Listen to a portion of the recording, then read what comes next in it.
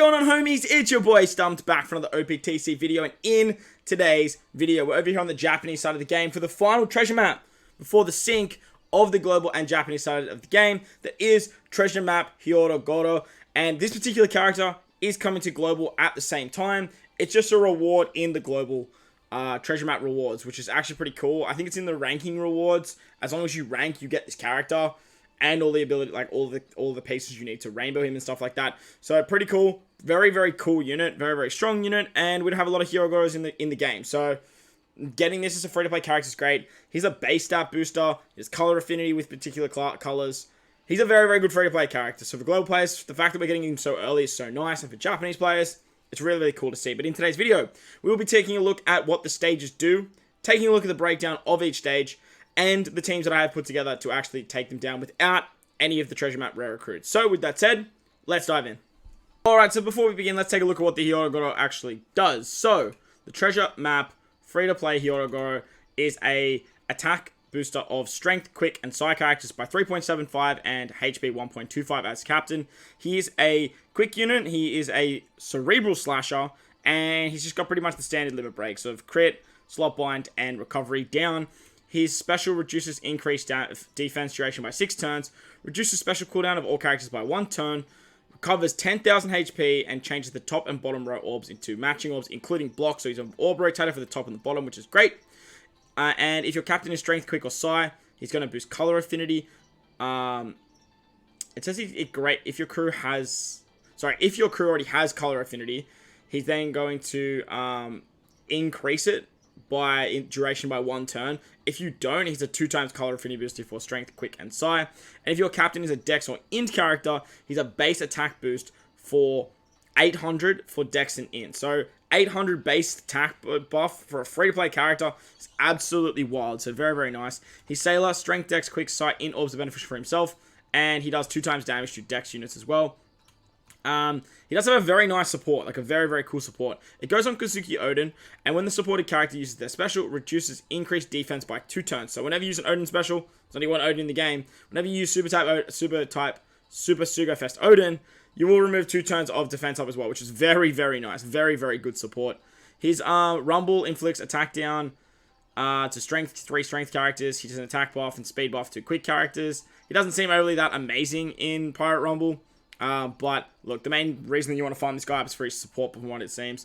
As, who knows, Oden's going to get more representation in the game eventually. So when that happens, and look, Oden still is runnable, he's still usable. He's not the be-all or end-all, but you can still definitely use Oden. But very good free-to-play character. Make sure to farm him up. So, let's dive into the actual stages now.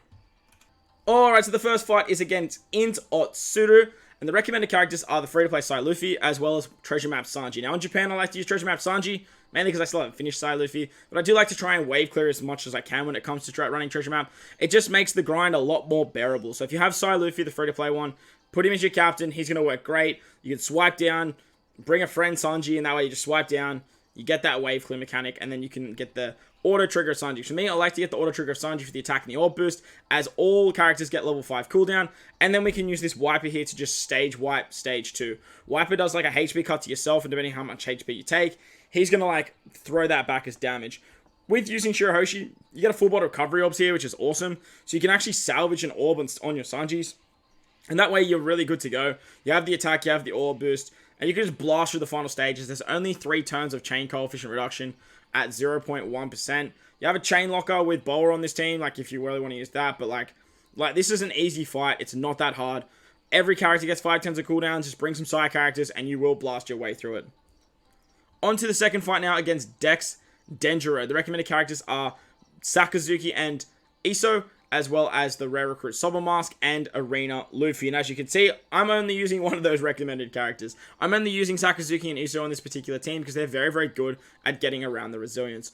On stage 1, you get 5 turns for strength, dex, and int characters, so make sure if you are using dual units to make sure that you have that variation that is available to get the cooldowns. Very nice in the 11.2 update that we can actually do that now, and this is a prime example why I really enjoy that update.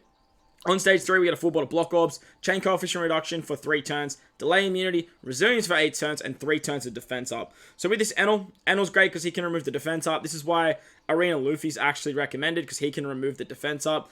But This Enel's another very good character, actually removing 3 turns of defense up. And I needed Arena Luffy elsewhere. He's a higher point booster. So I've decided to slap Antoto on this particular team. We have Caesar for wave clearing shenanigans. Great for stage 1, great for stage 2. It's really all he's here for. No other reason. We have Vivi Rebecca as our captain because we are running a striker and cerebral based team. So they're a very, very good leader. Looking at the team, yeah, they're all 1.2 boosters. So like Vivi Rebecca is just going to be my best option as a leader here. We got Croc just the chain locking shenanigans and then the chain boost and all that sort of jazz. And then finally we have Iso and Borsalino. Borsalino. Iso and Sakazuki. That way we can use their switch ability to get the end of turn damage. We have color affinity, we have an orb boost, we have attack boost with Vivi Rebecca. It all just works really, really nicely and should work fairly well moving forward. The character is Dex, so if you switch into Sakazuki, or just stay as Sakazuki from the beginning, you will have color affinity there and you should do quite a bit of damage. So that's against Denjiro, no issues whatsoever there. The Cybermask doesn't really do too much, like, he doesn't do anything, to be honest, for this particular team. So, if you need the Arena Luffy to remove defense up and you don't have the, what's his name, Enel, then you can definitely do that as well.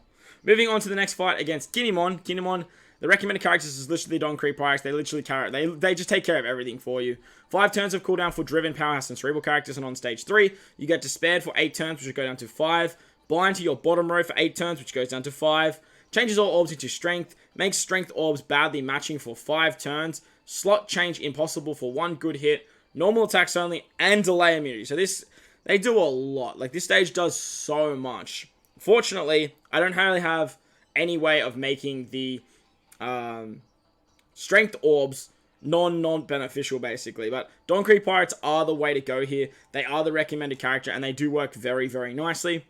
Their special is going to remove the blind. It's going to remove the despair. It gives you a conditional boost against the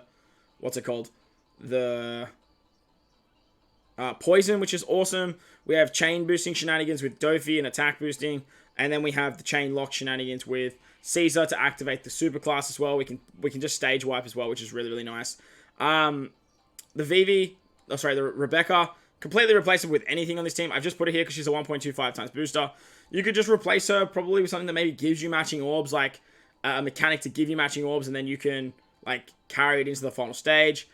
Otherwise, like, this team's just gonna have enough damage anyway, as it is majority strength based. But unfortunately, strength orbs will be they won't be beneficial. So, not 100% sure how we get around that, to be honest. I haven't really looked into it too much. I don't really care. Just with the double Dofi, the amount of power you have, it will work absolutely fine. Like, it'll work fine. No issues whatsoever. Moving on to the final mini-boss, we come up against... Oh, something to note about this fight as well. On defeat, you get dealt 50,000 damage as well. So that's where the Don Creep Pirates are great, because they give you damage reduction as well. So just be mindful of that. You will cop dav damage. So hopefully you farmed up the Kizuna Don Krieg, and that way you guys can tank that shot. On to the final mini-boss now. We come up against Toki, Momo, and Hiyori. The recommended characters are Treasure Map Moria, as well as the event Oden. Both are exceptionally good characters for this. Exceptionally good. You get 5 turns of cooldown for Driven, Powerhouse, and Cerebral characters. On stage 3, you get a 1.2 times attack and orb boost for 5 turns, so that's why Oden's really, really good.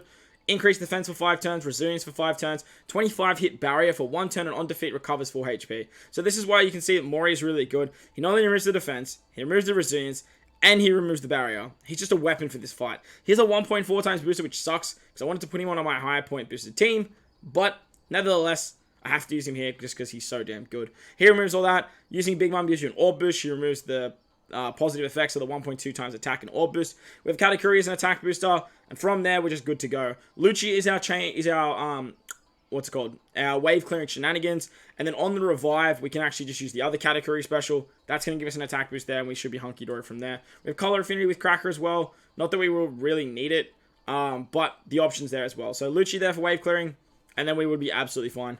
On the final stage, we come up against Mr. Kazuki Oden. He is a quick unit, and the recommended characters are Robin Jinbei and the 3 new rare recruits. Now, as I mentioned, I don't have the 3 new rare recruits for this particular video, but I do have the 2 new legends. And if you have the 2 new legends, you will be absolutely fine, because the rare recruits, they just provide extra damage. For this you just want to bring a friend Nami, Robin and Usopp.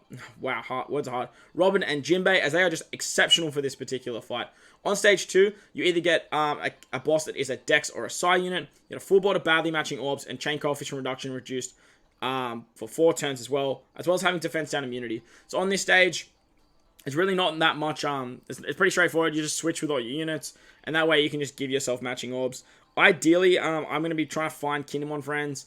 Otherwise, I just bring a Robin and Jinbei friend captain. I don't really care too much, to be honest, when it comes to this particular treasure map. My head's on it. I'm focusing on the global treasure map this time, just with the sync over here on the Japanese side of the game. The treasure map boosters, they just weren't as appetizing as the global ones were, being the summertime batch. We have Croc as the leader, just because he's very, very good. Exceptional leader for Cerebrals. We have the rare recruit Sub Mask and the free-to-play Luffy as well, just because they're high point boosters, as well as the legends. But on stage 3, you get 6 turns of attack down. Your sailors get rewinded by 1 turn. They have 6 turns of % damage reduction, 6 turns of threshold, and there is defense down immunity. So this is where you can see the Robin and the Jinbei are great because they remove 6 turns of threshold, 6 turns of damage reduction, give you cooldowns, and remove the attack down. They do everything for the final turn. It's just, they're built for it. Like, they're just straight up built for it. On the final stage, if you just bring a friend, Robin and Jinbei, you will be fine. Absolutely fine. You can pop your other specials elsewhere, and then you can just go from there. Like, Sanji, I can use his special on turn 2. There is defense down immunity, so Luffy's not going to do all that much. He's just a nice high point booster here. And from there, we should be fine. Bob's your uncle. The final fight is the intrusion battle against Hyogoro himself, the man, the myth, the legend. The recommended characters are Nami, Usopp, the 3 rare recruits, and then Sub Mask, actually, which is quite odd. The new rare recruit Sub Mask, he doesn't really do too much, but fighters, Cerebrals, and shooters will get your cooldowns, just like in the, what's his name fight? In the Oden fight, just as they are the boosted, like, classes from the new legends, which is pretty cool. On stage 2, you get Despaired on your upper right character for 4 turns and Binded on your upper left. So this is where they really want you to bring, like, double Usopp Nami. You get Special Binded for 6 turns on your sailors, and there's defense down immunity, and on defeat, they recover with 4 HP. Hunky dory, right?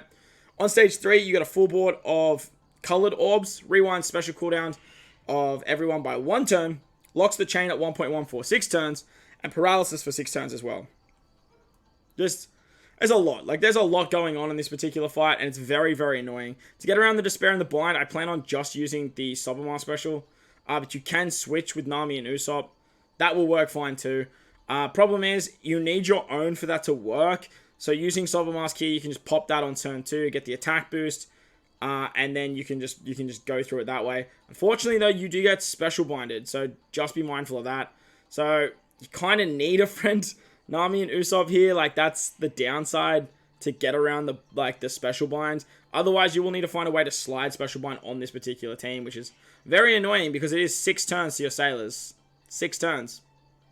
Otherwise, you can always just bring a support to get around the bind. Like, you could easily slap on the Rayleigh support to get around the bind that way, and then bring a friend and the Despair, and then remove it, the special bind with a friend, Nami, and Usopp. But once you get to the final stage, you do have to deal with another 6 turns of paralysis. So a lot of very annoying shenanigans going on here. You can use Bardo support on Robin, though, to get the 3 turns of paralysis. You can use other supports, like Mr. 1 on Croc to get around that. But I don't know how well this team's going to work. I actually don't know how well all these teams are going to work, per se. But they should do absolutely fine without any of the treasure map rare recruits anyway. But they're my teams. That's what's going on for the Hyogoro treasure map. It should be a lot of fun. But like I said, most of my focus this time is going on to global, as both these treasure maps do start at the same time. Lucky for me, I do have 2 devices, which is very, very nice. But I will be focusing more on the global side of the game, this particular treasure map anyway. But I hope you guys enjoyed this one anyway. If you did, make sure to go down there and belt the like button for me if you are new to the channel. Hit the big red subscribe button too. But guys, wherever you are in this beautiful world, please remember to enjoy the rest of your day. As always, homies, I thank you guys for watching, and I'll catch you all in the next one. Let's